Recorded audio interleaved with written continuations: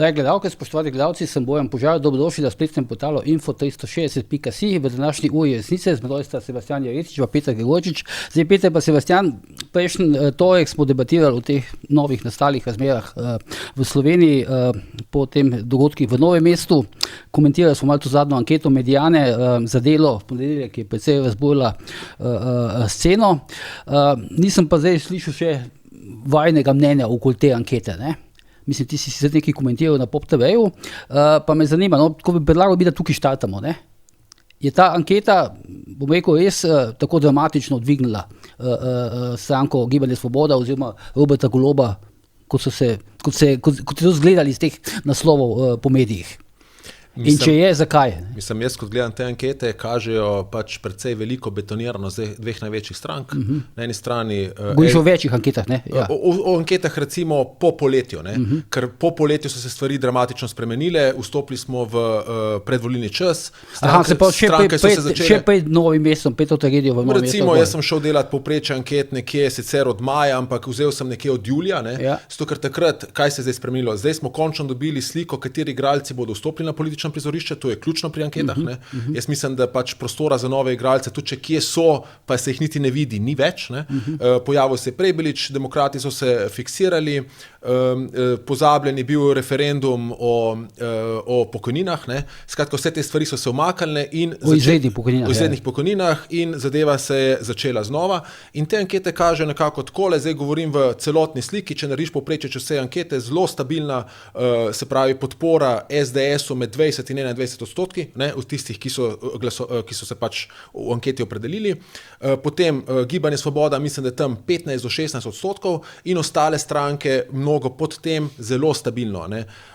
Zdaj, če se šteješ skupaj Gibanje Svoboda in SDS, vidiš konstantno dobre se pravi tretjina volilnega telesa, nekje 35%, značilen skok bi jaz rekel, da nekje iz avgusta na oktober, 2% točki, kar kaže, zakaj ti dve stranki skupaj, ker ti dve stranki skupaj pokažeta, kako močno je polariziran slovenski politični prostor in višja kot je njuna vsota, večja je verjetnost, da bo na volitvah prišlo do taktičnega glasovanja. To pomeni, da ljudje ne bodo glasovali več z nekimi svojimi intimnimi preferencami, ampak se bodo odločali za en ali drugi pol in bodo glasovali za glavnega, se pravi najmočnejšega igralca na tem političnem polu, čisto zaradi tega, da bi premagali drugi pol. In ta skok se je zdaj sicer rahlo zgodil, kar kaže, da se ta polarizacija še poglablja in jaz menim, da to je vse, kar te ankete kažejo. Zdaj pa sam še to bi dodal, ankete, ki se interpretirajo na drugi decimalki, da je to skok, to ni statistično značilen skok. Če bi to isti ponovili ali pa da bi dali na pol, bi lahko dobili čisto malce obrnjeno sliko in tukaj se kaže zgolj, je to uporabljeno za to, da se manipulira javni prostor, naredi se bombastične naslove, v resnici, ko se pa pogleda podatke, pa ti podatki teh bombastičnih naslovov ne upravičujejo. Ne, govorimo v tem smislu, ker se je pač na nek način v delu javnosti, pa večjem delu javnosti pričakovalo, da bo Golob oziroma Svoboda po tej zgodbi v Novem mestu dramatično padla. Pa se to ni zgodilo. Ja, seveda, ampak jaz mislim, ta pričakovanja so se rodila na tisti večer, ko je prišla novica, da je prišlo do prelivanja krvi in da je ta situacija, o kateri se že dolgo govori in mnogi na njo tudi opozarjajo, tudi mnogi strani opozicije, predvsem pa na njo opozarjajo župani, je eksplodirala dobesedno v obraz celotni državi. Samo jaz bom rekel takole, vem, da se morda predvsem publiki, ki nas posluša, to ne bo zdelo simpatično, ampak tako sam vidim stvari. Robert Golob je tukaj odpeljal perfektno. Jaz ne mislim stališča države je Robert Golob to odpeljal porazno, stališča nekega svojega osebnega PR-a, pa se srečujemo z neko politiko, ki jo do sedaj še nismo videli. Jaz rad rečem sledeče. Ko opazujem Roberta Goloba, nisem psiholog, zato ga ne morem karakterizirati, ampak lahko pa govorim o svojih občutkih, to je asertivno. In moj občutek je ta, da je Robert Golob, vidim ga sam osebno, morda se motim, delam krivico, kot narcističnega sociopata. To je kot osebo, ki nima nikakršne ideologije, nikakršnih moralnih zadržkov in zgolj sledi zgolj sledi neki svoji interni analitiki, slišim, da veliko dela na fokusnih skupinah, ne? In tak človek, se pravi, jaz mislim, da bo zato Robert Golob zelo presenetil na volitvah. To je moja teza, ne? Kljub vsemu v pozitivno smer. Jaz mislim, da pač Robertu Golobu prinesejo, tako si predstavljam, prinesejo analitiko in on te analitiki brez slabe vesti, ne glede, kaj to pomeni za državo, sledi. Če bi se figurativno izrazil, da to ponazorim bolj plastično, govorim izključno figurativno, ne? Če bi mu, to je moje osebno mnenje, tako ga vidim, morda se motim, analitika rekla, da bi za njega bilo dobro, da vzame mitraljez in gre v romska naselja in strelja Rome, bi to storil. In če bi potem rekli, da je zafrknil, bi prišel pred kamere in bi dejal, ne, to so drugi krivi. Če bi mu analitika pokazala, da more Rome postaviti na vrh države, bi to naredil. Skratka, on nima nikakršnega zadržka, zato jaz menim, da Roberta Goloba lahko nekako v tej svoji igra izjemno surovo, ampak do perfekcije pravilno igro v stališča PR-a in izjemno slabo stališča države. Če njega lahko po mojem do konca volilne kampanje zafrkne zgolj njegova lastna analitika. In sicer tako, da mu prinese podatke, ki so napačni, ne, in mu reče, naj počne napačne stvari. Skratka, ne gre za človeka, ki bi bil nek državnik in zato nima nikakršnih zavor, njega ne zanima nič, zanima ga zgolj maksimizacija političnega izkupička in to dela perfektno in zaradi tega je tisti vtis prvi, ki je bil vtis naš posameznikov iz človeškega vidika, ne, da bo mu podpora padla, je bil napačen, ker Robert Golob deluje drugače, kot deluje večina stvari, saj tako sam vidim stvari. Jaz ga vidim kot pač narcističnega sociopata, ki teh zavor nima in bo naredil vse, kar je potrebno in potem mogoče še govoriti, da bom predolg. Skratka, njemu ni težava, ne, da reši svojo odgovornost, sprejeti neke izjemno problematične zakone, jih pomenovati po osebi, ne, čeprav bi morali, zakoni bi morali urejati to na abstraktni ravni, ne, tukaj pa gre na personaliziran zakon, ne, ki mogoče kasneje več o tem, odpira po mojem mnenju dolgoročno celo otežuje pregon organiziranega kriminala in ne pa ga zaostruje. Ampak Roberta Goloba to ne zanima. Se striktno on uporablja tudi, ko govori o tem zakonu, striktno uporablja besedo šutarjev zakon. Seveda, zato ker mu je analitika povedala, da bo s tem si zasidral v srca ljudi, ne, in to on pač v svoji naravi je, njega to ne zanima, če on zlorablja ime pokojnika, ne, predstavljate pravi, da je dobil dovoljenje sicer. Ne, razumem, ampak lej, dovoljenje, seveda, ker če se ti nekaj zgodi tragedija, vsak, ki pride do tebe, si zelo navdušen. Ampak zdaj vprašanje, če tisti čustveni stiski nekdo pomislil, kaj če bo Šutarjev zakon padel na Ustavnem sodišču, ne? Potem bo Šutarjev zakon padel, bil protiustaven, Šutarjev zakon, recimo, če bo Šutarjev zakon poslabšal varnostno situacijo, ne? Zaradi tega, ker bodo zlikovci, tudi za zlikovce, recimo za narkokartele bo to veljalo in ker bodo, na to je opozorilo Vrhovno državno tožilstvo v svojem mnenju, ki ga je dalo včeraj v Državni zbor, ne, da ureja to presplošno, recimo opiranje na nezakonite dokaze, da to nekako napeljuje državne organe, predvsem policijo, da bi dokaze zbirali po lažji poti. In če bo na koncu sodišče odločilo, ne, ko bo na primer se to uporabljalo ne zgolj za Rome, za neke narkokartele, da so bili nezakonito pridobljeni, bo ta zadeva padla na sodišču in to je nepovratno, ne, in bo to poslabšalo kriminal. In potem kaj bomo rekli? Šutarjev zakon je razlog, da se nam še slabša varnostna situacija v Sloveniji. Sebastian, takoj predvsem dam besedo, ker se je bil res, Peter je bil zelo dolg, ampak vseeno kratko vprašanje. Govoriš o tej analitiki. O kakšni analitiki govoriš? Analitiki za Goloba. Ja, seveda, ta analitika je zelo preprosta. Mislim, kdo mu dela to analitiko? Kdo mu dela, ne vem. Ne? Jaz mislim, da mu dela, kdo mu dela, ne vem. Ne? Zdaj spet treba malo več, hočem povedati, kaj si mislim. Sam štole, analitika meri se javno mnenje, delajo se fokusne skupine, ne? Naprimer, kar sem zaznal in to lahko povem, ne? V nekem trenutku so napadli Vladimirja Prebiliča kot njegovega enega glavnih pretendentov. Ne? Napadli so tako, da je Vodušek ga vprašal glede povezav z Otmanom Zornom, ne? Ki je mimogrede ponudil svoj suport tudi Robertu Golobu v volilni. Izpeljal v volilni kampanji. Potem, ko se je to odprlo, se je takoj začela na njegovem mediju, ne? Jaz bom kar rekel, to je Golobov medij, necenzurirano, ne? Ali cenzurirano, ne?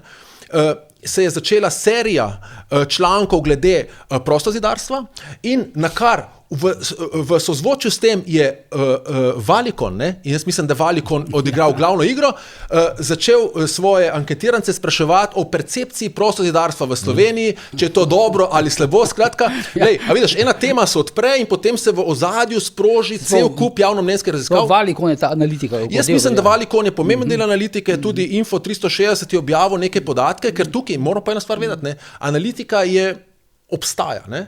njen problem je cena. Ne? Se pravi, če želiš jo uporabljati, rabiš imeti dvoje. Najprej moraš iznad slediti in to Robert Golob svojo karakteristiko odlično počne. Druga stvar pa moraš imeti denar. Ne? In tukaj so vedno vprašanja, od kje ta denar pride. Dvomim, da ga Robert Golob daje iz svojega žepa. Kot tudi dvomim, da svojega žepa plačuje odvetnika Zdolška, ne? Da ga ne brani zgolj na sodišču, ampak ga tudi medijsko brani, pri čemer teh zneskov ne želi razkrivati. Ne? Izvoli, se počujem. Ne, se popolnoma strinjam. V imenu Peta se bom Se popolnoma strinjam, predvsem glede zdaj recimo analize te ankete. Ne? Ta anketa je pokazala nekaj, malo je zanihalo, 2 točke, ampak, kot je rekel Peter, dajmo reči, da primerjamo to s kolesarsko dirko. V septembra se je začela zadeva in najprej je peloton stabilno kolesaril, zdaj Dolenjska je bila mogoče nek prvi gorski vrh, ki pa tudi ni bil nič posebej dramatičnega, ravno zaradi dobre reakcije Roberta Goloba.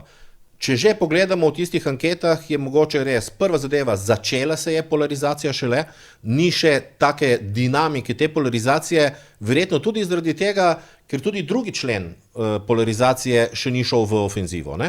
SDS je zdaj, dajmo reči, jemlje za let. Ogromno delajo na terenu, vidi se na Twitterju vsak dan fotografije z raznih dogodkov terenskih, neke medijske, velike ali pa parlamentarne ofenzive pa tam še ni. Ne? Tako da ta polarizacija se bo verjetno šele po novem letu bo mogoče res kulminirala na polno.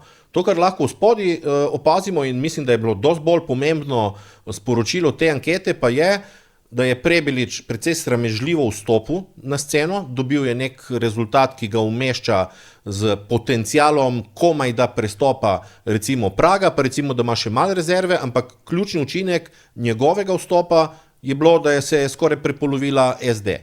Skratka, torej vstop Prebiliča ne ogroža toliko Goloba, ki bo z polarizacijo in z svojo ofenzivo uspel amortizirati njegov vstop na politični parket, izjemno pa ogroža SD, kar se je pokazalo recimo v tej anketi. Drugo, kar pravi Peter, zdaj nedvomno je Golob v totalni ofenzivi. Na eni strani dirigira svojo agendo z božičnico, napadi na Novo Slovenijo in tako naprej, na drugi strani pa se radikalno odziva na vsako oviro, ki se mu postavi na pot, kot je bila Dolenjska, torej romski kriminal, kot je recimo KPK. Skratka, igra zdaj izjemno agresivno in organizirano. Strinjam se, da je to mogoče prva ekipa, ki res intenzivno dela samo na podlagi analiz. Mi smo zdaj lahko opazili dvoje, kar se tiče propagandne mašinerije, ki jo ima Golob. Zdaj najprej, če vprašamo skoraj vsakdo, s katerim se pogovarjam, iz katerega koli segmenta življenja, gospodarstvo, zdravstvo, kultura, karkoli, bo rekel, da je to najslabša vlada, kar smo jih kadarkoli imeli. Po drugi strani je pa res, da ima pa najmočnejši propagandni aparat, kar ga je Slovenija kadarkoli videla. Kar se tiče analitike, je ena zadeva generiranje sporočil, odločitev, v kaj se bo šlo. Informacije so, da tudi odločitev za božičnico je temeljila točno na analizah, na fokusnih skupinah, torej na ugotovitvi, kaj bodo ljudje recimo kupili. Po drugi strani pa tudi, kar se odziva tiče, pogledajo, testirajo, kateri odziv lahko deluje. Kar se tiče recimo Dolenjske, zdaj v vsaki vladi, v vsakem režimu se seveda lahko dogaja kriminal. In edini krivec za smrt Aleša Šutarja je njegov morilec. Ampak ta zadeva se je zgodila v kontekstu popolnega kaosa, kar se tiče odnosa do kriminala, za katerega pa je neposredno kriva Golobova vlada. Ampak javnost verjetno ne ve, da je eden prvih ukrepov te vlade bil, da so se preklicala navodila, ki jih je v Hojsovem času dobila policija za odnos recimo do romskih kriminalnih skupin in tako naprej. Tudi do Romov. Tudi do Romov, torej seveda ne specifično, ampak so bila na podlagi romske problematike napisana navodila, kako v skladu z obstoječo zakonodajo delovati. Eden prvih ukrepov je bil, da so se tista navodila preklicala. Skratka, kar se tiče odnosa do kriminala, je prvi korak za zagotavljanje reda in varnosti kultura spoštovanja pravil in kultura kaznovanja kršitev teh pravil. Ta vlada je na samem začetku najprej ugasnila prekrške oziroma preklicala prekrške, ki so bili globe za prekrške, ki so bili storjeni v prejšnjem mandatu. Spravila se je na policaje, ki so opravljali svoje naloge. Skratka, ubila je kulturo reda. In to je krivda te vlade. Potem se je pa zgodil ta dogodek in seveda zelo hitra reakcija Goloba.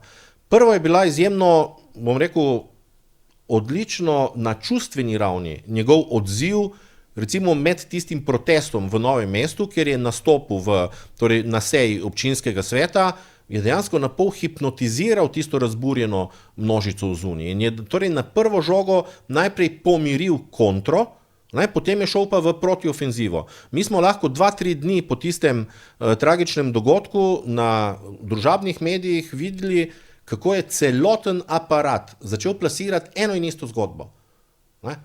Ko so ubili slavce iz Grosuplja, ni nihče odstopil. To se je torej v enem momentu vsi možni profili na X-u, na Facebooku prodajali isto zgodbo. Ko so ugotovili, da se je ta zgodba dejansko, da ima nek učinek, da torej ni vlada kriva za konkretno smrt, ampak zdaj vlada je pa kljub vsemu reagirala in tako naprej, so začeli tudi vsi vojaki Svobode to govoriti, torej poslanci in drugi so začeli omenjati torej slavca iz Grosuplja. Skratka, kar se tiče tega aparata, o katerem je Peter govoril, in se absolutno strinjam, da bo Golob dominiral v levem bloku. Eno je, da uporabljajo analitiko za generiranje sporočil in tudi za generiranje agent. Drugo je, da uporabljajo sporočila za ustrezne reakcije na krizno komuniciranje in potem v naslednjem koraku imajo še fantastičen aparat za plasiranje tega istega discipliniranega sporočila po vseh možnih kanalih. Od medijskega aparata, ki ga obvladujejo prek vseh raznih profilov na družabnih medijih. Ampak to, ko govoriš, da so ubili to kulturo tega reda, zdaj ta incident, ki je bil včeraj na Bavarskem dvoru, ki je pač en moški zabodel šoferja, in zdaj pač šofer, ta hip, ko to snemamo, še vedno ni izven življenjske nevarnosti, ampak zdaj berem, da je tega istega človeka je policija že nekajkrat obravnavala, ker je več ljudi že zabodel, in so ga spustili menda zato, ker ga niso mogli postati zdravniku, ker ni imel urejenega zdravstvenega zavarovanja. Ampak hoče reči, da nekaj je očitno res narobe s to policijo. Torej tako. Mislim, teorija države seveda temelji na konceptu družbene pogodbe. Zakaj ljudje sprejemamo to, da nimamo absolutne svobode, ker naravno bi bilo, da si vsakdo želi absolutno svobodo. Zato, ker naredimo trgovino, ker se odpovemo delu svobode, zato, da nam država zagotavlja red in varnost. In to je osnovni, bom rekel, osnovni koncept tega, da ljudje sobivamo v skupnosti in se držimo nekega reda. Osnovni element tega od 17. stoletja dalje, če berete Hobbesa, Spinozo, kogarkoli je, da mora obstajati strah pred kaznijo zaradi prekrška. Torej, večina ljudi se nas drži zato, ker smo moralni, spodobni, ker se zavedamo, da je lepo sobivati v skupnosti, ampak obstaja velik del skupnosti, ki se zato ne bi zmenil. In je edini mehanizem, ki drži potem te ljudi v redu, ki torej ohranja neko stabilnost v skupnosti, je ravno kazen za vsak prekršek teh pravil. In ko enkrat imamo desetletja že ideologije permisivnosti in ko dobimo potem še eno vlado, ki pa prav aktivno dela na ubijanju kulture reda, ki se ne zmeni za enakost pred zakonom, ki tolerira kršitve nekaterih skupin, zaradi tega, ker so bogi. Ampak ta si sedi pripada nobene skupine. Ta pripada tudi bogi skupini, ker kot sem razumel, je schizofreni narkoman. To pomeni, da ga uvrščajo v neko marginalizirano skupino, mogoče nekdo ni poskrbel za njega. To je zdaj samo korak dalje od tega, da je Romom nekaj dovoljeno, kar drugim ni. Skratka, gre za odnos do reda, odnos do spoštovanja pravil, ki ga predvsem skrajna levica že desetletja forsira, ne samo v Sloveniji, to lahko opažamo po celotni zahodni Evropi. In posledice so potem seveda kaos in porušenje tega reda, v katerem živimo. In potem še enkrat, seveda za posamezne zadeve je kriv samo krivec, ki nekaj stori.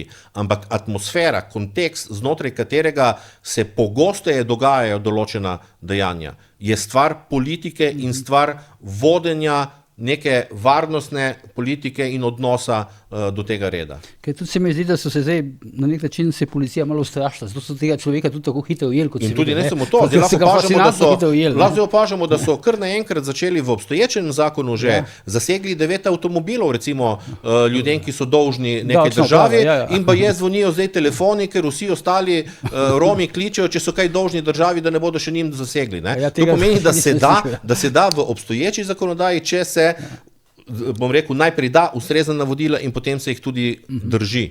Ne. Zdaj, Peter, govoriš o analitiki, ne, to se zdaj pogovarjamo, ki naj bi narekovala pač te postopke, ne, pa poteze Roberta Goloba. Zdaj, on je šel tukaj, vidim, totalno vojno proti KPK-ju. Ne. To se še ni dogajalo, da bi nek predsednik vlade sprožil tožbe. Mislim, tožil KPK. Ne. Razumem, da greš potem sprožiš upravni postopek na podlagi odločbe, ki je zate recimo neugodna, pa greš na upravno sodišče, se pridružiš, ampak on konkretno napada KPK. Ne. In zdaj popolnoma, kot smo videli, je blokiral delo KPK-ja do volitev. Ne. Praktično zdaj, skoraj da ni več možnosti, da bi KPK kakšno odločitev sprejela glede zadeve Karigador oziroma glede zadeve Bobnar. To je ena stvar in druga stvar, vidim, da je sprožil neko vojno proti Novi Sloveniji, ne, ker očitno želi doseči neke hišne preiskave še preko Tamare Vonta, preiskovalne komisije, policije in tako dalje, zoper pač politike Nove Slovenije. A tudi tomu narekuje analitika? Ne, glej KPK. To je že neka napol kriminalizacija politike. Najprej glede KPK, kot sam razumem zadevo, on ni sprožil zdaj tožbe proti. To je naredil Črnčec takrat. Zdaj, če jaz sem poslušal Zdolška Ne, on je naredil. Da povem, kaj jaz razumem, ne, pa mogoče potem se ne strinjamo. Ampak se pravi, Zdolšek je šel in je želel pogledati v spis v dveh zadevah in KPK mu je zavrnil v pogled v spis in mu je dal pravni pouk, da lahko, se pravi, njihov sklep izpodbija na upravnem sodišču. In to je naredil, ne? In to je tudi naredil. In KPK je pač postopek ustavil zaradi tega, verjetno, ker sicer bi lahko bil kompromitiran. Ne? Se pravi, z tega stališča jaz mislim, da je celo KPK morda prav naredil. Ne? Zdaj, kar dela tle Golob, zelo spretno dela nekaj drugega. On si, seveda, ker zdaj tukaj je vedno vprašanje, a si želi on ta postopek imeti zaključen zdaj, tudi če za njega neugodno, in ga potem do volitev sanirati, ne, s tem, ko ga on zavlačuje, namreč večja možnost, da bo KPK to odločil tik pred volitvami, ker je lahko manjša bomba, ki ga, ampak on je, kot sem rekel, teflonski v tem, da on je vzel po mojem ključna tle druga pot. Ne. Seveda odvetnik vlaga vsa pravna sredstva in jaz se tukaj strinjam z vsakim, pač pravna sredstva, če so ti neka procesna jamstva v postopku na voljo, si jih imaš pravico posluževati. To počnemo vsi. Ne? In to je tudi prav. Kar pa je tukaj problematično, on zdaj zelo spretno relativizira to zadevo. Ne? Dajmo se spomniti, zdaj govori njegov odvetnik, poudarja, bila sta samo 2 SMS-a. Zdaj, ko je bil nazadnje na nacionalni televiziji, je zelo spretno rekel, da v bistvu njemu očita KPK to, da je izrazil zaskrbljenost nad delom policije in zelo spretno vpletel spet, kako dobro izkorišča tragedijo Aleša Šutarja. Ne? Je rekel, to je podobno, kot če bi zdaj Robert Golob poklical Poklukarja na zagovor, da je zaskrbljen nad nedelovanjem policije v Novem mestu in poklical generalnega direktorja policijske uprave Novo mesto in bi ga prijavili na KPK. Ne? Skratka, on je zdaj to situacijo, ki je v ljudeh živa, zlorabil za to, da relativizira svojo zadevo pred KPK-jem in sicer najprej na zadevi Bobnar, kjer trdi, da gre za politični pogovor dveh politikov, potem pa, ko bo to dosegel in tukaj mu odlično uspeva ta relativizacija, ne, potem bo pa šel še na to, bo šel še na zadevo Karigador, kjer bo spet rekel, glej, se tam so itak in bo to zadevo zminimaliziral. Skratka, jaz mislim, da on pripravlja teren, kakršnakoli že bo odločitev KPK-ja, bo zmarginalizirana. Težava KPK-ja pa je, to sem jaz že večkrat javno povedal, da tam sedijo uradniki, ki so zgolj nesposobni uradniki. Ne? In teh zadev ne znajo profesionalno pelati. Jaz sem najprej mislil, da oni so politično motivirani, zdaj pa vedno bolj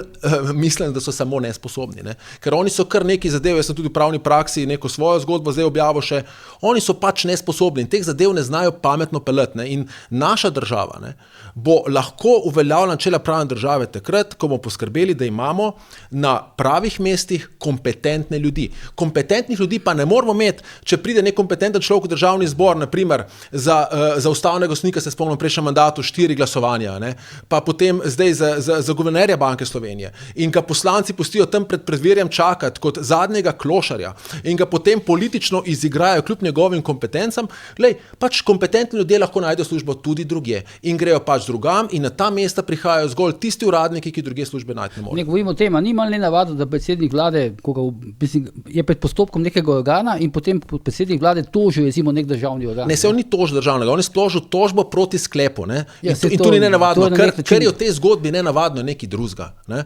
Nenavadno je to, da politik kot prvovrstni funkcionar politični, ne, pošilja svojega odvetnika ne na sodišče, kjer je čisto ok, ampak v medije, da oni odgovarjajo na njegovem imenu in da mediji to sprejmejo. Problem je to, ker to mediji sprejmejo. Ja, tu je glavno problem. To je ravno odlično z vidika propagande, ne? Zaradi tega, ker ko ljudje ampak spremljajo zgodbo, ni asociacije, ne govori Golob o težkih vidikih te teme. Ampak kot si rekel, on, ko ga vpraša, pove samo eno enostavno floskulo, s katero se izogne, za vse ostalo je tam odvetnik, ki vam je na voljo, bolj gotovimo sveda, da ni na voljo vsem novinarjem. Ne? Pa še hujše, sam še to dodam, zaključam, še hujše je odvetnika, kar mora, se pravi, kazensko odgovornost naj kar preverja sodišče in tudi naj odvetnik tam sodeluje. Ali pa neko prekrškovno odgovornost.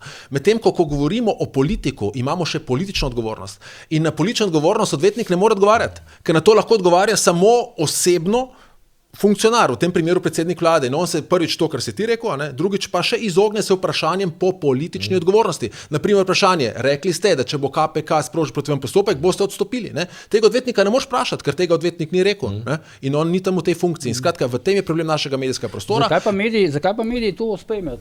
Zato, ker so propagandni aparat tega režima. Ne? Se kaj pa bo TV Slovenija rekla, depolitizirana TV Slovenija, ali pa Pop TV, ki vsake toliko malo useka, ampak ne preveč, da ne bo preveč bolelo recimo tega režima. Ne? Mediji so pač sestavni del danes neke politične falange in ni za pričakovati, oziroma ne moremo se spraševati racionalno, kot bi se pred 30-40 leti vprašali, kako je možno, da se nekaj takega dogaja. Ne? Pred 30-40 leti najprej ne bi bilo možno, da se sploh sprožajo kakšni postopki, ki so popolnoma izmišljeni, tako kot se dogaja v Sloveniji že vrsto let, lahko za leve ali za desne, ni tako važno.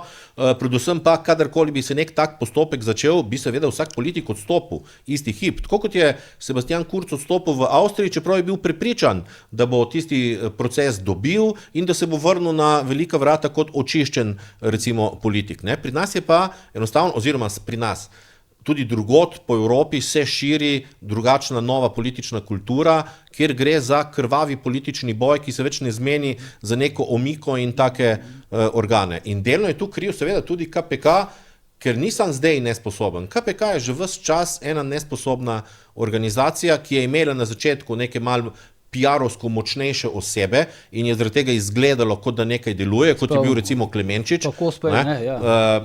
Pa še ko je bil Kos, je bilo mogoče res celo, bom rekel, to nek organ, ki je bil bolj policijsko preiskovalno naravnan, ker je bil on policaj. Že s Klemenčičem pa je postala to neka dejansko bolj PR-ovska agenda, ker tudi tisti njegov veliko potezni when numbers talk, bullshit walks, se je na koncu izkazalo, da je bil popolnoma brezvezen papir, ki je takrat zrušil drugo Janševo vlado in vseko zraven recimo še po Jankoviču. Ampak popolnoma, dajmo reči, bolj PR-ovsko kot nekako drugače. Skratka, KPK je brezvezen, se je naredil v brezvezen organ, ki nima neke resne teže.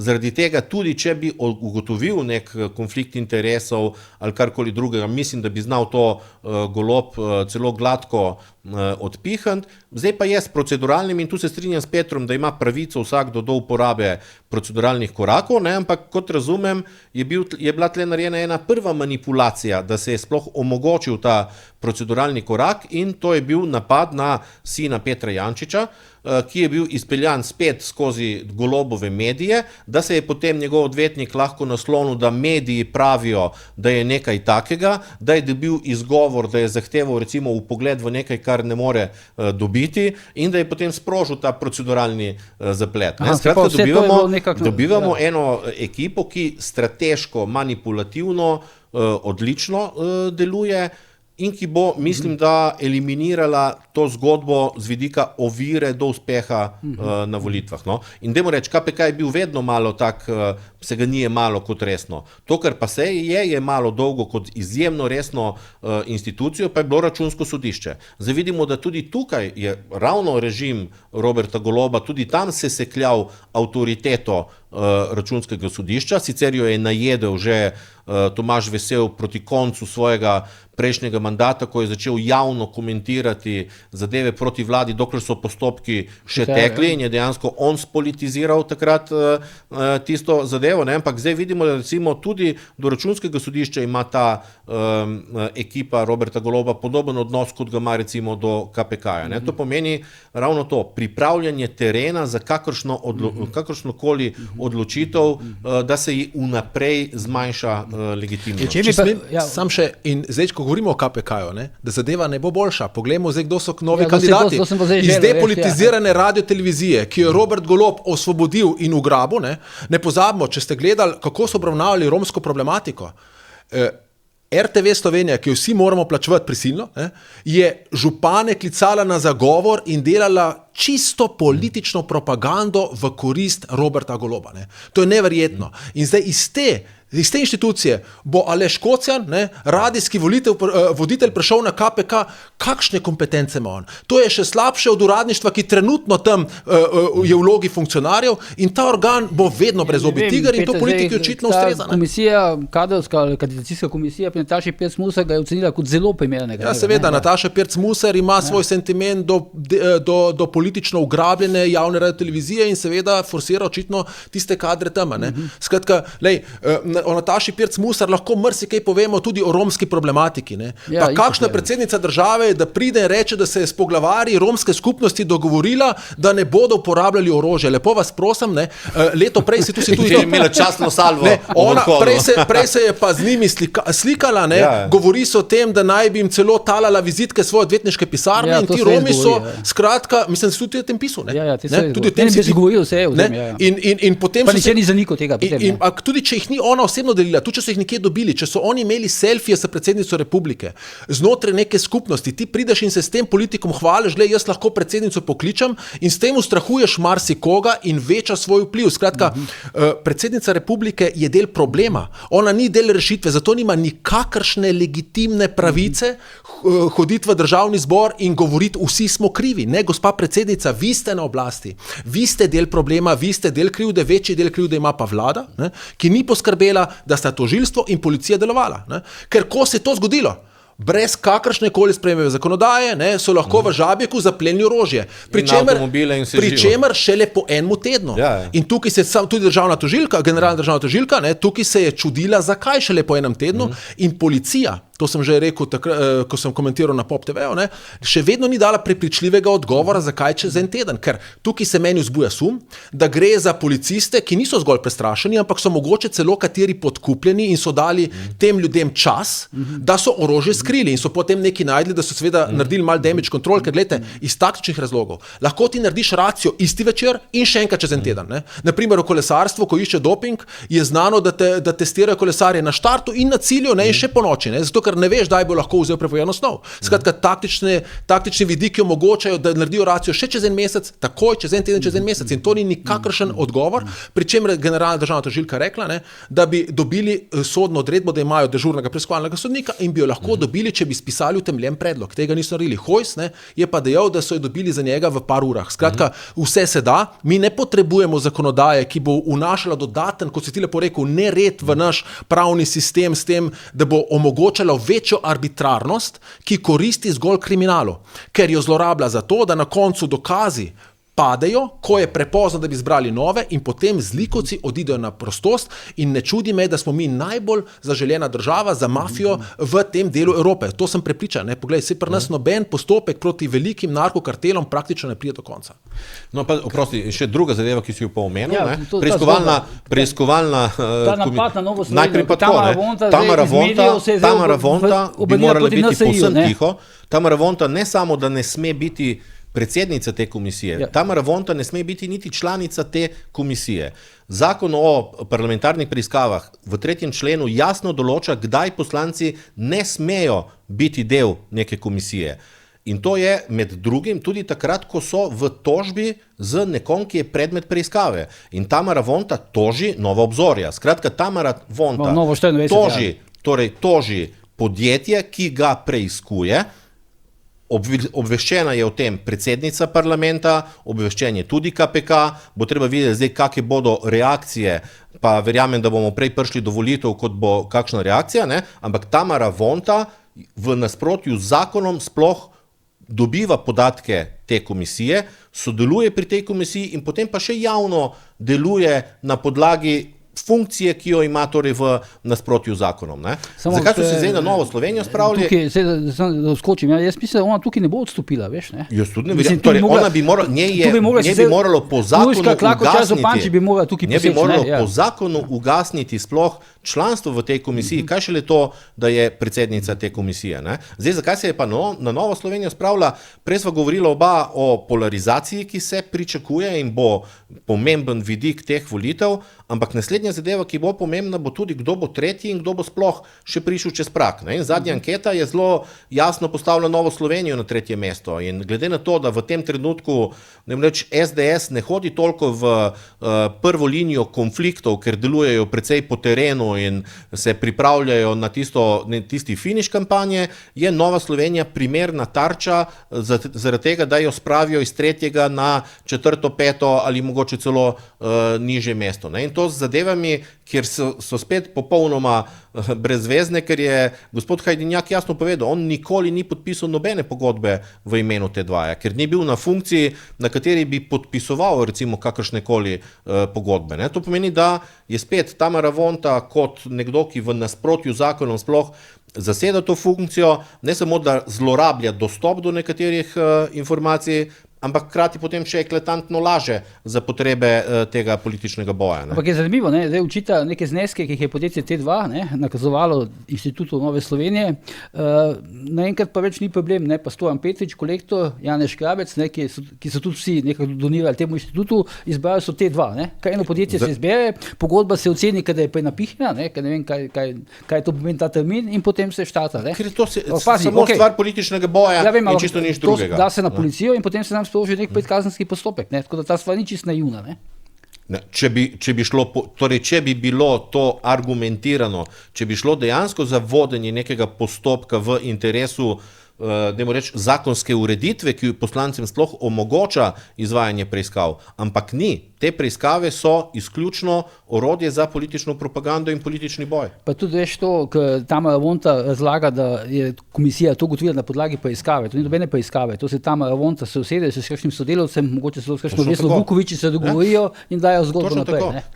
Torej, ta mandat je popolna zloraba vseh instrumentov države. In mi počasi postajamo druga Srbija, ker dejansko v Slovenijo prihaja srbska metodologija vladanja in to pomeni popolne zlorabe vseh državnih institucij.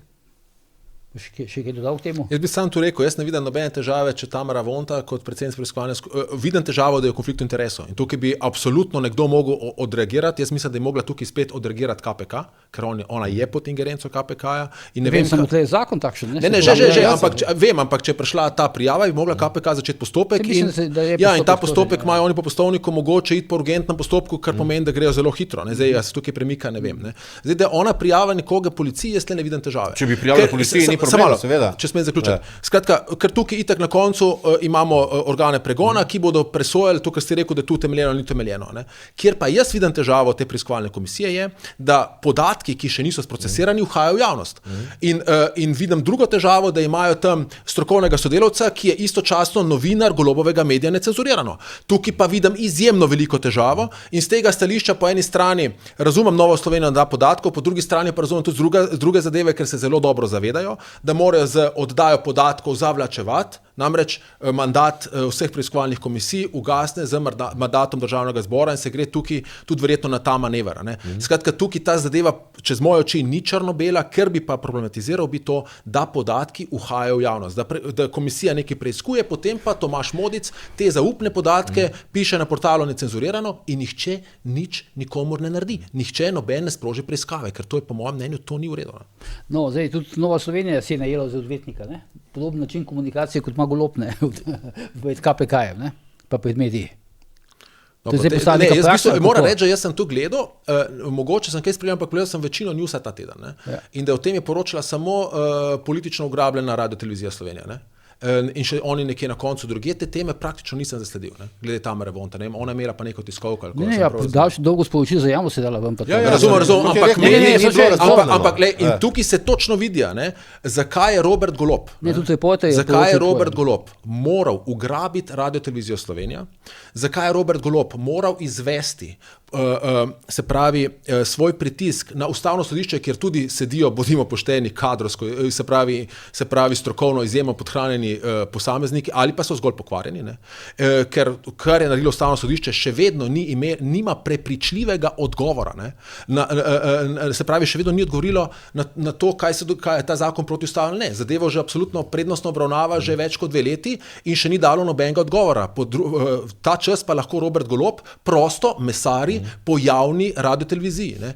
In skratka, jaz recimo tudi, ko govorimo o KPK-ju, da ima dolge postopke, pa sej nima zgleda v ustavno sodišče. Poglejte, se na ustavno sodišče je reklo, mi ne zmoremo odločiti tej zadevi, mi bomo čakali na novo sestavo novih sodnikov. Skratka, in potem, ko se čudimo, da drugi organi, ki bi morali skrbeti za krepitev pravne države, kot je tudi KPK, delajo prepočasi, ne, in ne delajo dovolj vesno, jim ne moramo tega zameriti, ker imajo v eni najvišjih sodnih instanc slab zgled, ne. Tam sedijo ustavni sodniki, ki so mirno v svoj sklep zapisali, da ustavno sodišče trenutno o tem ne more odločati in nič se ne zgodi. Ne?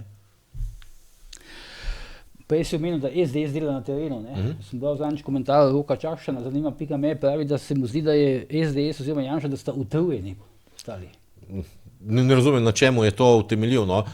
Dejansko, da rečemo tako, torej SDS v tem trenutku usmerja svoje sile v priprave na volitve, kolikor opazujem. Torej, če gledamo na X-u, vsak dan lahko vidimo vrsto nekih lokalnih dogodkov, ki so trenutno osredotočeni predvsem na lastno bazo, ki jo je treba enostavno zdaj zmotivirati, zorganizirati za tisti finiš kampanje. Ne?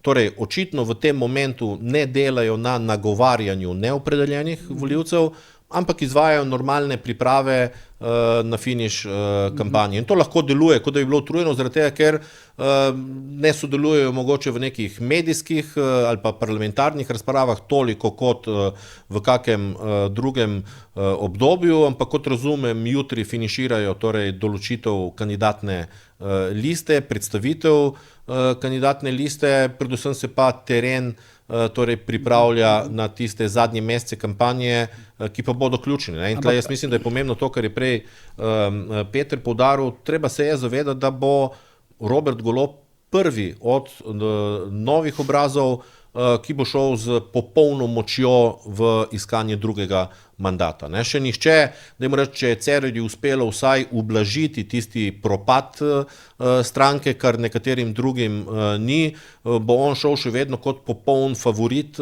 levega bloka, kot hegemon levega bloka in bo ta polarizacija izjemno močna in nekateri malo podcenjujejo Goloba, no? Ker če se, verjetno vsakdo od nas, ko se pogovarja z ljudmi iz različnih segmentov na ulici, ne, so vsi kritični do Goloba, pa vsi nezadovoljni. Ne? Ampak na koncu se bo zgodila tista masovna hipnoza pred volitvami, kot se vedno zgodi v levem bloku, in uspelo mu je popolnoma zapreti tisti prostor z propagandno mašinerijo, ki jo ima in ki je že v polnem teku, je dejansko zasedel ta prostor. Tveganje, ki se dogaja lahko na levem, pa je, da tako kot je zadnjič požrl Alenko Bratušek in Marjana Šarca, lahko tokrat koga drugega požre. Tle in Levica in SD sta na kolenih, to so, bom rekel, precej ranjene stranke. Prebilič je vstopil na prizorišče izjemno sramežljivo in cincarsko. Kot da je nekak zginil, kot da je mrtev. Ne vem, kaj čaka, no v vsakem primeru tudi na terenu ni kaj dosti slišati, ne, tudi iskanje kandidatov ne gre ravno najbolje, kot mi pravijo kakšni kolegi. Ne, skratka, imeli bomo bitko dveh velikih, na koncu bodo pa odločali vsi ostali. Odločali bodo tisti tamali, ki bodo sploh pristopili prav. Govorimo o sestavi vlade. Je zdaj Prebilič malo, ne? Nekak mrkno. Ja, gled, če se tlele navežem na Sebastiana, ne? Vladimir Prebilič mogoče ne ve, ne? Ampak jaz mislim, da so analitiki Roberta Goloba povedali, ne, da on Prebiliča rabi In zdaj s to kampanjo, ki gre zelo agresivno, tega nismo še videli na levem polu. Ne. Tudi v bistvu s tem, tudi ko je šel zdaj v tako radikalno, naprimer spremembo zakonodaje, ker so včasih pripisovali Janezu Janši, jaz mislim, da je najprej v prvi fazi vzel tudi kisik SDS-u. Ne. Zato, ker je posegel po njegovih pristopih v resnici, ne, in potem ti, če hočeš narediti nek kontrast, nagovoriti svoje volilno telo, biti uspešen pri polarizaciji, se moraš razlikovati od svojega glavnega tekmeca. In tukaj ni te možnosti. In tukaj ni te možnosti, ker je Robert Golob spretno zaprl Janeza Janšo. Poglejte, Janez Janša je na primer napovedoval shod pred parlamentom in je na koncu verjetno, ker ima tudi svojo analitiko. Ne, mislim, prav, ko bo obravnaval zakon in ga je potem umaknil. Ker ni potrebe, ker je videl, da je dejansko Golob pripravil še bolj radikalen. To je njegov damage control po moji tezi. Ampak jaz pa mislim, da je to čisto odločitev ravno na tem, ko je videla se reakcija, da ni potrebe potem. To, kar si pomembno si izpostavil, v tem trenutku SDS ne more v tej bitki dobiti, ker ni potrebe. Ne, težavo. Enostavno spustil bo to bitko in počakal naslednjo do volitev. Tukaj je Golob strateško odlično zaprl krizno komunikacijo, ki se mu je enostavno zgodila na poti do volitev. No, ampak s tem zapira tudi prostor, politični prostor SDS-u. Tu za SDS zagotovo ni ugodno. Skratka, tukaj so tudi njih, oni so tudi od tega lahko izpadli utrujeni. Tukaj je mogoče čak videl utrujenost. No, zdaj pa, če pridem do Vladimirja Prebiliča, jaz mislim, da se bo zgodilo sledeče. Se pravi, Robert Golob je zdaj najprej z Vladimirjem Prebiličem že nekako obračunal. Podobno kot Janez Janša počne za Novo Slovenijo. Imamo dva podobna lika, če tako rečem, po načinu tega funkcioniranja. Ne? In potem ga bo uporabil za glasolov. Ne? Skratka, kaj se bo zgodilo? Vsi tisti glasovi, ki Roberta Goloba zaradi njegove osebnosti ne bodo prenesli, tako kot ne desam ne preneso Janeza Janše, ne? Bodo šli voliti Prebiliča. Njegova naloga v tem boju je zgolj ta, da za svojo agresivnostjo dobi najboljši rezultat na levem političnem bloku in potem bo Prebilič v bistvu vodonoša za Roberta Goloba. Prinesel bo tiste glasove, ki mu bodo potrebni za oblikovanje parlamentarne večine. In tukaj bi dodal samo... To verjetno ni bila ambicija Prebiliča. Seveda ni bila ambicija Prebiliča, ampak Robert Golob tako spretno igra svojo igro in na to zdaj opozarjamo tudi v tej oddaji. Mislim, da prvič v javnem prostoru opozarja sploh, da Robert Golob lahko bistveno preseneti zaradi teh elementov. Skratka, to je ena zadeva. Sebastian je rekel, da bo kanibaliziral levi politični prostor. To je težava zgolj za Levico in SD. Za Roberta Goloba to ni težava. On je v bistvu prvi levi politik, ki je naredil zelo spretno po volitvah, je najprej naredil združitveni kongres. S tem se je znebil nevarnosti, da bi kasneje nekdo mu drobil glasove in te glasove pod 4% odnašal iz političnega pola. Skratka, to zadevo počne izjemno spretno. Robertu Golobu je čisto vseeno, ali te glasove v njegovo malho prinese SD, ali prenese Levica, ali prenese Prebilič, on mora skrbeti zgolj, da je prvi. Enako kot je Janezu Janši vseeno, ali mu to prenese, recimo, če zdaj malo figurativno govorim, demokrati, NSI ali katera druga stranka, važno, da je on prvi in potem te zadeve okoli sebe pač enostavno zbira. In ne bi se čudil, če bo recimo kakšna, čeprav zdaj so tlele, te stranke so vse tri take, da jih ne bo mogel združiti pod svoje okrilje. Ampak dogaja se v bistvu načrtna dvopolnost političnega prostora, tudi z formalnim združevanjem manjših strank. Da se potem je možno, da Prebilič naenkrat spozna to igro in da preprosto ne gre na volitve? To je čisto možnost, da če se to odloči, je pa pol tudi konec preroda kot nekega potencijala, da pobere te glasove, o katerih Peter govori. Ker brez njega na volitvah ne verjamem. Torej, jaz mislim, da bi in mediji, in konkurenca seveda raztrgali tako odločitev in povedali, zakaj gre. Gre za čuvanje stolčka v Bruslju, zaradi tega, ker se je izkazalo, da je ta cincerski vstop na politični prostor bil prešvok za ambicije. Ambicije so bile postati predsednik vlade. Mislim, da je zdaj popolnoma jasno, da je zamudil in šel preveč sramežljivo v to nacionalno politiko in mu je Golob popolnoma zaprl ta prostor, tako da ostanemo samo vloga vodonoše, kot je Peter pravilno izpostavil. Licence zdaj dokončno ne bo dobil, te Kučanove licence, ker smo se dobil je za vstop v politiko, zato da bo lahko polovil glasove, ki bi sicer bili za levi pol izgubljeni, ker bodisi bi verjetno ostali doma. Skratka, oni rabijo nekoga, ki bo prepričal volivce, da pridejo tja. Zdaj, ideja, nekaj prostora je še bilo za to, da bi se ta tretji blok vzpostavil, ampak bi mogel odigrati to igro malo bolj agresivno. Naprimer Prebilič, kje sem zdaj videl na zadnje za en članek, kje ga je zamočil. Zdaj je bilo v Evropskem parlamentu, se je glasovalo o tem rahljanju pravil za poročanje glede zelenega prehoda, kar mislim tudi skladno z Dragivim poročilom, kar blazno duši naše gospodarstvo. Za ta zakon so bili štirje desni evropski poslanci, zanimivo mi je, kje je Milan Zver. Skratka, on ni naveden niti kako je glasoval, po mojem ni bil v službi, ne vem, ampak Prebilič je glasoval proti temu zakonu, namesto, da bi se pozicioniral kot neka alternativa, ker tam sta evropska poslanca Roberta Goloba sta zavrnila, da bi se debirokratiziralo ta zeleni prehod. In Prebilič tukaj ni znal izkoristiti tega odtenka, kjer bi se lahko nekako pozicioniral proti Robertu Golobu. Skratka, kaj njemu samo še ostane? Njemu ostane samo še, da se promovira z svojo prijaznostjo. S prijaznostjo in istim ideološkim pogledom, povsem identičnim, je pa odličen vodonoša za Roberta Goloba, ker ti na političnem parketu se moraš pozicionirati proti svojim tekmecem, kar pomeni, da moraš iskati, kje si ti drugačen in tisto drugačno mora biti seveda tudi skladno s tvojim pogledom in to agresivno komunicirati. Ampak s tem je on začel, ne? Jaz razumem, ampak glej, on je zdaj vstopil v državnozborsko politiko, to ni isto kot udobno sedenje v Bruslju, daleč od oči javnosti, to je garaštvo, to je prenašanje pritiskov, prenašanje nekih tudi težkih komentarjev, vse to mora nekdo, ki stopa... Redno delo, ni dovolj, da on tu pa tam kaj reče, ampak to, zmanjko je ta ritem njegovega nastopa tukaj. In nikoli ni prišel do te famozne medijske podpore. Tukaj mu je Golob... Jaz mislim, celo da medijsko podporo bi lahko tudi imel, ampak bi moral biti prisoten ali pa imeti svoje druge igralce. Problem je tudi v tem, da ni tam drugega obraza, ki bi recimo prerod potem v času, ko je on v Bruslju tukaj zastopal. Skratka, preskromno, presramežljivo je vstopil v to igro in zaradi tega mu tiste ambicije enostavno bo moral pozabiti na njih in je vprašanje sam, ali lahko sprejme to vlogo, ki mu je zdaj prepuščena, ali bo raje ostal v Bruslju do konca mandata. Če smem samo to dati, v politiki so stvari, ki se zgodijo v bistvu danes na jutri, jih ne moreš načrtovati. Naprimer, umor Aleša Šuterja je bila taka zadeva.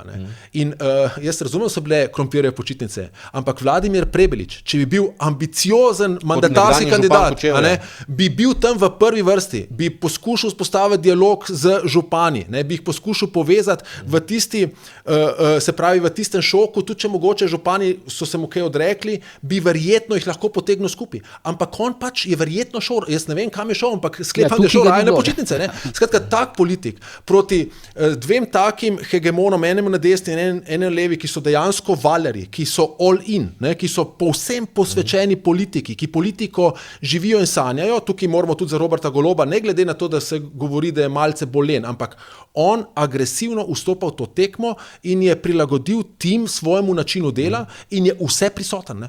On je vse prisoten, če ne gre sam, pa pošlje svojega odvetnika. Skratka, proti takemu človeku ti ne moreš pač iti na počitnice. To je tako pomemben dogodek, ki je tako pomembno oblikoval, ne bom rekel celo kampanjo, ampak naslednjih nekaj tednov politične kampanje, da če si tukaj izgubil stik, to je isto kot v kolesarstvu, ko ti enkrat peloton odide, ga ne boš pač več ujel. Recimo na drugi strani, samo še to, na drugi strani recimo, dajmo reči teh majhnih strank, zakaj je zdaj Nova Slovenija tretja?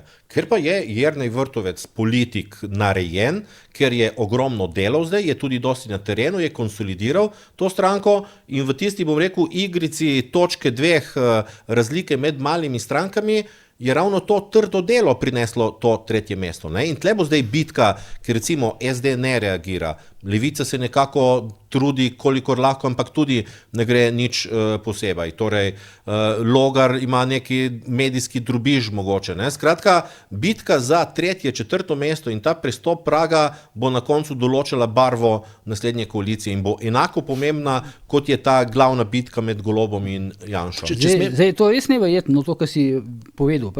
Mislim, na kar si spomnil. V bistvu Golob je zdaj res na vsakem dogodku, na vsaki preditvi. Povsod ima govore, povsod ima nastope.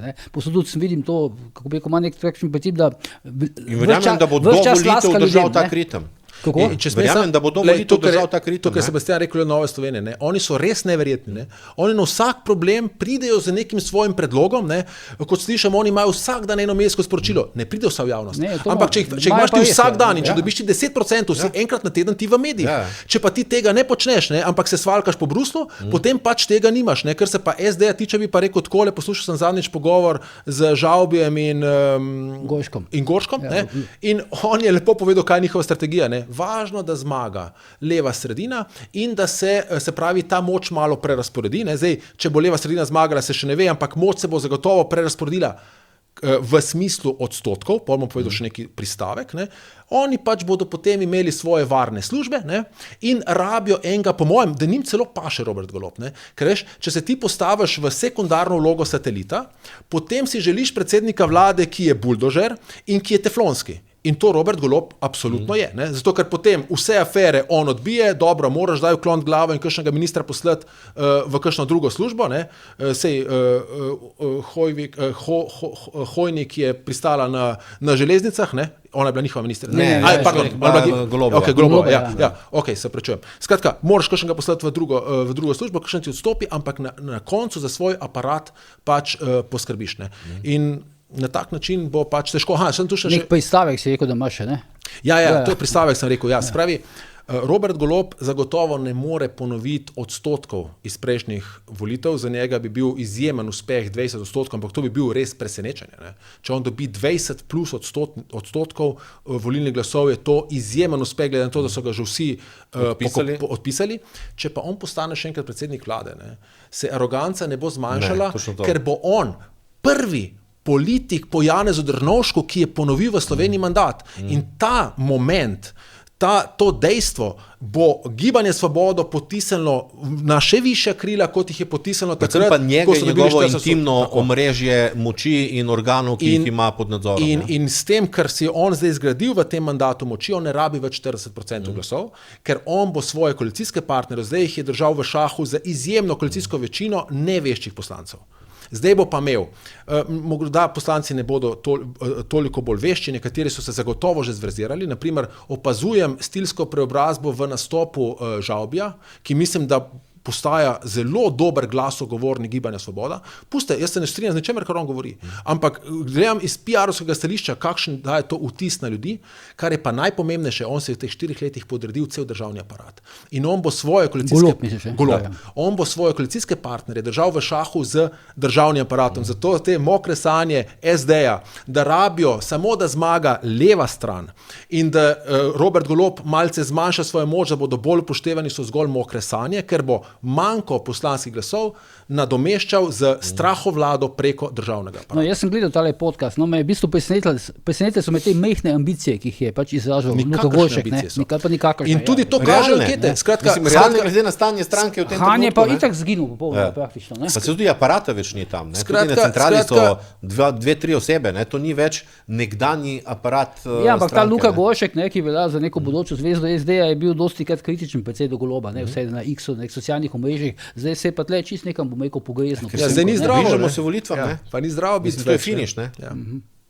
Skratka, in tudi te pač nikakršne ambicije, se pravi teh igralcev, ki naj bi nekač predstavljali alternativo, so zaslužili za to, da se bo tisti, ki sem prej rekel, začeli smo to oddajo z anketami, vsota SDS-a in Gibanje Svoboda, se zna zgoditi, žal je po mojem tu sicer slabo za Slovenijo, da nima neke tretje alternative, se bo pač povečevala, tudi zato, ker so ambicije teh ostalih manjših strank slabše, in potem pride še ob tako močnem dveh hegemonih, greš za čisto moralne poraze. Ti rataš demoraliziran in se na koncu, namesto da bi se recimo Prebelič boril za to, da bi ponovil Cerarjev rezultat, prvi rezultat 30 plus odstotkov, se zdaj verjetno sprašuje o tem, kako priti do 10 odstotkov in kaj storiti, da se mu ne bo potrebno odpovedati bruselskemu stolčku, to sklepam, in priti sem za nekega navadnega poslanca, ker to bo za njega totalen poraz. Tudi, če bi prišel za ministra, bi bil poraz neverjetno, Ja, dobro, ampak za ministra, tudi če je prišel za ministra, bil poraz, seveda. Če bi bil zunanje ali obrambni nekaj prestižnega, ampak mislim, da je to seveda korak nazaj. Torej, sploh glede na ambicije ki jih je imel. A je tudi Logar zdaj, kako bi rekel, demoraliziran? Oziroma, ne vem, kako je on osebno demoraliziran, ampak mislim, zdaj v tem kontekstu, ko govorimo. Tudi on nima nekega velikega prostora. Ne? Njemu ni uspelo odpeljati, kar je mislil iz SDS-a neke večje strukture. Kar je dobil predvsem tiste, ki se v strukturi SDS recimo niso mogli prebiti nekako naprej. Ne? Torej dobil je une iz tretje linije, če tako rečemo. Ne? In druga stvar, po drugi strani ga je pa Levica odlično zaprla s tem, ko ga je predstavila kot Janšov satelit. Ne? Skratka, nima enostavno prostora in potem že v tistem manjšem bazenčku, kjer bi lahko kaj ujel, mu je zdaj pa še Prebelič prišel recimo noter. Ne? Tako da tudi tam, ne vem, prav neke velike perspektive ne vidim. Jaz mislim, da bo večina teh malih perspektive rezultatske. Ambicije pa ne vem, to je pa vprašanje. Nekateri pravijo, da še vedno misli, da lahko postane predsednik vlade. No, to je zdaj mogoče tudi govorijo škodoželjno nekateri, ker mu s tem seveda pripišejo neko nerealnost. Ne? Ampak v vsakem primeru mislim, da bodo čisto vsi ta majhni se morali najprej sploh izboriti vstop čez prag in da bo to lahko krvava tekma na koncu. No, vprašanje je seveda udeležbe, verjetno bo, mislim, neverjetno, zagotovo bo precej nižja, kot je bila pred 4 leti, ko je bil tisto tudi neki izbruh odziva na epidemijo in na tisto, vse tiste ukrepe takrat. Ne. Nižje, ko bo udeležba, večja bo šansa mogoče za neke povratnike. Ne. Tukaj je zadnje čase se Jelinčiču recimo odprl prostor, Erjavec čaka na eno priložnost za kako vrnitev, potem so tukaj Pirati, ki že dolgo let čakajo na kak preboj, je tukaj Resnica, ki se torej tudi nekako kaže na robu. Skratka, mislim, da bo precej huda tekma, ki bo pa v veliki meri odvisna najprej od generalnega vzdušja, torej kako močna bo ta polarizacija, ne? Če bo povsem prevzela, bo posrkala ves kisik malim in predvsem od višine udeležbe. Ne? Nižje, ko bo udeležba, večjo možnost imajo vse te manjše stranke, da se prebijajo v parlament. Zdaj, Zoran Stefanović, predsednik Resnice, zdaj postal predsednik Vaterpolo zveze, ne? Tako da začel je prihajati do funkcije. Ja. Če mu bo to kaj koristilo, ne vem. Ja. Izvoli. Ja. Ja, glej, te 4 stranke, ki bi se lahko pozicionirale, ampak bi se morale povezati, se pravi, govorimo o SD-ju, Novi Sloveniji, Prebiliču in Demokratih, nekako v anketah so skupaj stabilizirane na nekih dobrih 20%. Ne. Potem pa imamo še 20 do 30% neopredeljenih. In če bi one uspele, ker zdaj v tem kaosu, ne, je odlična priložnost za to, da se, tu kot je Prebilič dobro v resnici napovedal na svojem ustanovnem kongresu, da se poslovimo od neke estradniške politike, od politike kaosa, od politike represije. V tem prostoru bi lahko iskali svoj prostor pod soncem, ampak zgleda, da se ne znajde tudi v PR-ovskem smislu. Ne? Ker sporočila, ki jih imaš napisana v svojem dnevniku, ne štejejo nič, če ne pridejo do ušes volivk in volivcev. Ne? In zdaj, vidim, da Demokrati so malce povečali svoj nastop vsaj na družbenih omrežjih, kjer je neka zadeva, ki jo je Pahor takrat odkril kot obit temu, če te blokirajo mainstream mediji. Ostali so pa precej mlačni. Ne vidim jih zelo veliko, izjema je tukaj Stevanović. Ne? Tukaj moram reči, da Stevanović je izjemno agresiven na družbenih omrežjih in če bo njemu... Tudi Jelinčič recimo na TikToku med mladimi precej odzivov pridobiva, ne? Pa zdaj je začel tudi Erjavec, recimo tudi, hočem reči to, tudi tej stari mački, povratniki, ne, so ugotovili, da so mogoče družabni mediji tudi njim nek kanal. Ja? Sam jaz mislim, da pač Stevanović ima vseeno malo drugačen pristop kot Jelinčič, ne? In če bo njemu uspel vstop v parlament, bo izključen zaradi družbenih omrežij. Ne? In zdaj ti 4 stranke, ne, naj se grejo pogledati, kako ti ljudje delajo kampanjo, ne, in naj jih poskušajo posnemati, ker njihova prednost pa je v tem, ne, da imajo vsi neko mrežo. Dobro, Prebilič je šele postavlja, kot slišim, Demokratijo imajo že postavljeno, Nova Slovenija, ne, zdaj so pa najstarejši stranki praktično poleg SDS-a. Ne. Skratka, to so 3 tradicionalne stranke in če bi pogledali, kako se dela agresivna kampanja, kako se lansira jasna sporočila, ne, če to zmore nekdo, ki daje vsaj vtis, da je one man band, bi zmogli tudi oni. Ne. In če tega ne bodo naredili, potem tega preboja si ga lahko obrišejo pod nosom, bodo pristali na mestu satelita in se tresli, ali bodo tudi 2030 še obstajali kot politične stranke. Še zadnjo vprašanje, preden končamo. Kaj pa zdaj recimo te delne kritike, ne, Šuterjevega zakona pa Goloba preko te njihove civilne družbe, Jaša Jenull in podobni. A to lahko recimo jih kaj načne Goloba? Jaz mislim, da ne, ker bo... Da so se pojavili pred tako, parlamentom načne.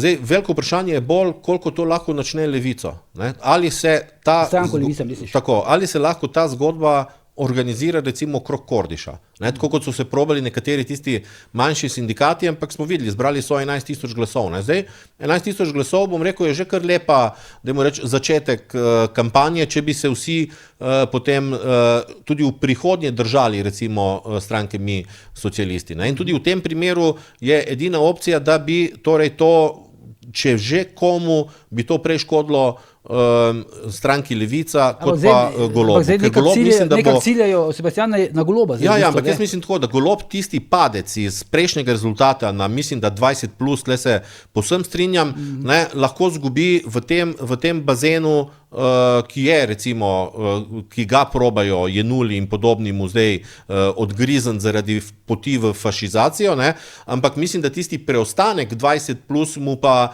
ne glede na te kritike je še vedno dosegljiv. No. Ampak ni pa verjetno možnosti, ali je kakšna možnost, da bi Jenull in Tile začeli res kolesariti?